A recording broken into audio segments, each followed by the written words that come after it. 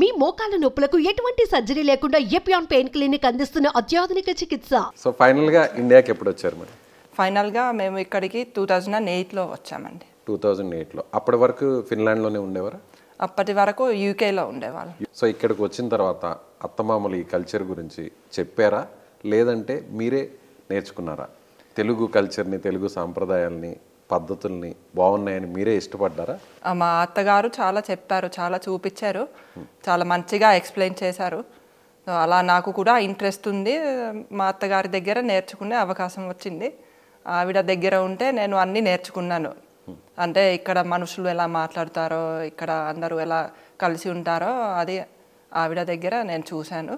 ఆవిడ వల్ల నాకు ఇక్కడ చాలా సుఖం. ఎవరన్నా మీ ఫ్రేమ్ చూపించకుండా ఓన్లీ ఆడియో మాత్రం వినిపిస్తే చూసేవాళ్ళకి తెలుగు వాళ్ళు మాట్లాడుతున్నారేమో, తెలుగు మహిళలు మాట్లాడుతున్నారేమో అనుకుంటారు. కానీ మిమ్మల్ని చూస్తే ఒక ఫారినర్ ఇంత స్పష్టంగా మాట్లాడతారా తెలుగు అని ఎదురుగా కూర్చున్న నాకే షాకింగ్గా ఉంది. ఇంతసేపు ఇంటర్వ్యూ చేస్తుంటే చూసేవారు మనకి ఇంత ఆశ్చర్యంగా ఉంటారో మరి చూడాలి. మీరు చెప్పండి, ఎలా నేర్చుకున్నారు? అదే యాక్చువల్లీ నాకు తెలుగు అన్న భాష ప్రపంచంలో ఉందని ముందు తెలియదు. ఫిన్లాండ్లో ఉన్నప్పుడు అస్సలు ఐడియా లేదు. ఆ తర్వాత మా ఆయన పరిచయం అయితే నేను అడిగాను, ఇలా మీ ఇండియాలో మీరు ఏ భాష మాట్లాడతారు అని. అప్పుడు తెలుగు అని చెప్పారు. ఈ తెలుగు ఏ భాష అని అప్పుడు నాకు ఇంట్రెస్ట్ పుట్టింది. వెతుక్కున్నారా? అప్పుడు నేను ఆన్లైన్లో వెతుక్కున్నాను. తెలుగు ఎలా నేర్చుకోవాలో అని అది కూడా చాలా ప్రయత్నించాను. ఆఖరికి మా సౌత్ ఏషియన్ స్టడీస్లో అక్కడ హెల్సింకి యూనివర్సిటీలో ఒక ప్రొఫెసర్ ఉన్నారు. నేను ఆయన్ని అడిగాను, తెలుగు ఎలా నేర్చుకోవాలో మీ దగ్గర ఏమైనా ఉందా? అప్పుడు ఆయన ఏం చెప్పారంటే, మా యూనివర్సిటీలో 1960s ఒక తెలుగు కోర్స్ జరిగింది, నా దగ్గర నా షెల్ఫ్లో ఒక తెలుగు బుక్ ఉందేమో అని ఆయన అన్నారు. ఆయన వెళ్ళి చూస్తే అక్కడే ఉండింది. ఆ తెలుగు గ్రామర్ బుక్ ఒకటి ఉండింది, ఒక ఎక్సర్సైజ్ బుక్ ఉండింది. అప్పుడు నేను అడిగాను, నేను ఈ బుక్లు తీసుకుని అదే మీ దగ్గర తీసుకుని నేను నేర్చుకోవచ్చా అని. అప్పుడు ఆయన ఆ బుక్లు ఇచ్చారు, నేనే చదువుకున్నాను. ఆ తర్వాత అందరితో మాట్లాడుతూ ఇంకా నాకు ప్రాక్టీస్ అయింది. ఎన్ని నెలల్లో లేదంటే ఎన్ని సంవత్సరాల్లో నేర్చుకున్నారు తెలుగు? గ్రామర్ బుక్ నేను ఒక నెల రోజుల్లో చదివాను. నెల రోజుల్లో నేర్చుకున్నారా? చదివేశారు? నేను చదివేశాను. గ్రామర్ అంతా కూడా పూర్తిగా అయిపోయింది? పూర్తిగా ఓన్లీ 1 month లో? ఓన్లీ 1 month లో. ఓ సూపర్. ఎక్సర్సైజ్ బుక్ కూడా అదే సేమ్ టైం 1 month లో చేసేసాను. ఇంకొక 1 month? ఇంకొక 1 month. మాట్లాడడం ఎప్పటి నుంచి స్టార్ట్ చేశారు? మాట్లాడడం అప్పుడు 2003లో నుంచి కొంచెం స్టార్ట్ చేశాను. ఫస్ట్ తెలుగు పదం ఏది మాట్లాడారు మీరు? ఫస్ట్ తెలుగు పదం నేను, నువ్వు, మీరు అలాంటివి నేర్చుకున్నాను. ఎక్కడైనా ఐ, వై, యు. సో అది కూడా తెలుగులో కూడా అదే, నేను, నువ్వు, మీరు, మనం. మీ హస్బెండ్ పేరు చెప్పలేదు? మా హస్బెండ్ పేరు ప్రదీప్.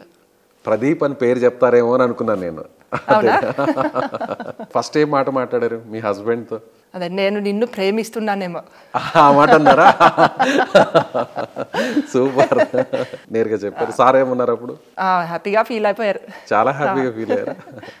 నిజంగా మీ ఇంటిని చూస్తుంటే ఆ తెలుగుదనం అంతా కనిపిస్తుంది మేడం. నిజంగా ప్రతిదిలో కూడా అసలు పాత ఒక 100 సంవత్సరాల కిందట తెలుగువారి ఇల్లు ఎలా ఉండేవో అలా ఉన్నాయి. ప్రతిదీ కూడా చాలా చక్కగా చూస్తుంటే, మిమ్మల్ని చూస్తేనే సగం తెలుగుదనం అంతా కనిపిస్తుంది. ఇక ఇంటిని చూస్తే కడుపు నిండిపోతుంది తెలుగువారికి.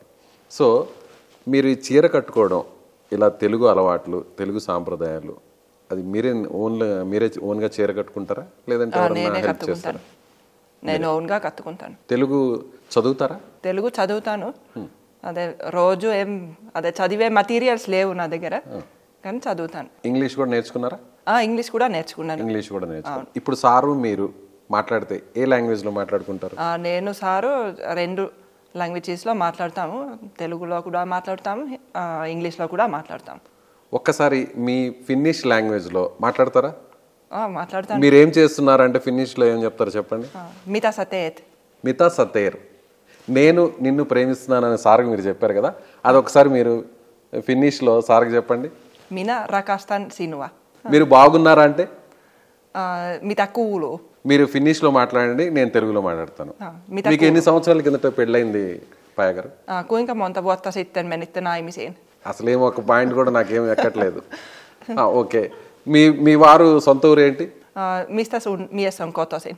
ఇదేదో మనం ఆలీ సినిమా గుర్తుంది కదండి, అది గుర్తొస్తుంది నాకు.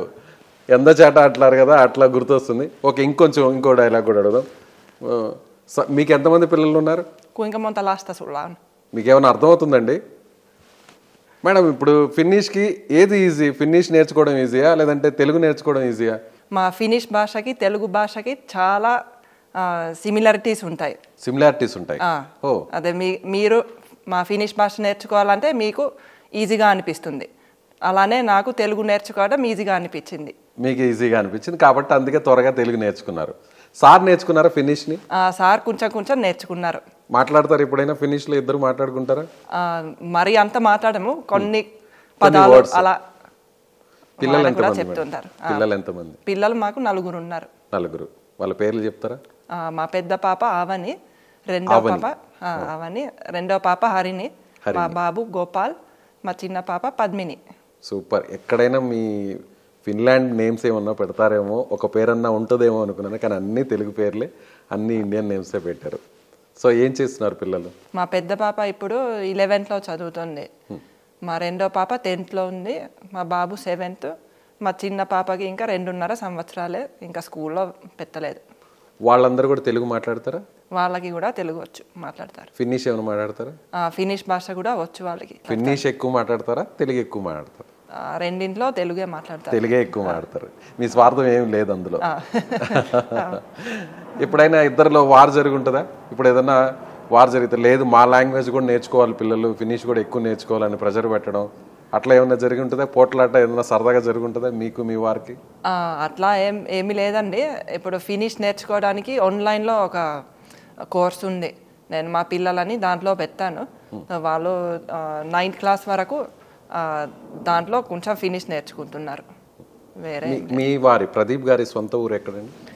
అదే ఆయన ఇక్కడే పెరిగారు హైదరాబాద్లో. వాళ్ళ మదర్ వాళ్ళది వైజాగ్, ఫాదర్ వాళ్ళది Nellore. Okay, AP. So settle అయింది మాత్రం తెలంగాణ, హైదరాబాద్. ఇక్కడే. సార్ ఇప్పుడు ఏం చేస్తుంటారు మేడం? అదే బిజినెస్ చేస్తారండి. నేను సారు కలిసి బిజినెస్లో ఉన్నాము. ఒకటేమో ఐటీ బిజినెస్ ఉంది, ఇంకొకటి సూయిజ్ ట్రీట్మెంట్. సూయిజ్ ట్రీట్మెంట్ అదే వేస్ట్ వాటర్ ట్రీట్మెంట్. ఓకే. దానికోసం మేము స్వీడన్ నుంచి ఒక టెక్నాలజీ తెస్తాము. మా సూయిజ్ ట్రీట్మెంట్ ప్లాంట్స్లో అసలు అదే వాసన ఉండదు, ఇంకా అది కూడా చాలా సస్టైనబుల్గా ఈకో ఫ్రెండ్లీగా ఉంటుంది. అంటే దాన్ని డ్రింక్ చేయొచ్చా? ఇప్పుడు దాన్ని రీసైక్లింగ్ చేసి దాన్ని డ్రింక్ కూడా చేయొచ్చు. మా కస్టమర్ ప్రాజెక్ట్ ఎక్కడ చేస్తున్నారు ఇప్పుడు? ఆ ప్రాజెక్ట్ మా ప్రాజెక్టులు ఇప్పుడు కేరళ నుంచి లడాక్ వరకు చాలా ఉన్నాయండి. కేరళ నుంచి లడాక్ వరకు. Kerala to Kashmir. Yes. Super. So మీరు వర్కింగ్ ఉమెనే, సార్కి సపోర్టింగ్గా ఉంటారు? అవునండి. ఇప్పుడు మా చిన్న పాప ఉంది కాబట్టి కొంచెం నేను వర్క్ ఫ్రమ్ హోమ్ చేస్తున్నాను. కానీ అదే నేను సార్ కలిసి సూయిజ్ ట్రీట్మెంట్ బిజినెస్ని డెవలప్ చేశాము. ఇప్పుడు చాలామంది ఉన్నారు, ఒక 20 మంది పైన ఉన్నారు. అది మాకు చాలా లక్కీ అయింది అలా.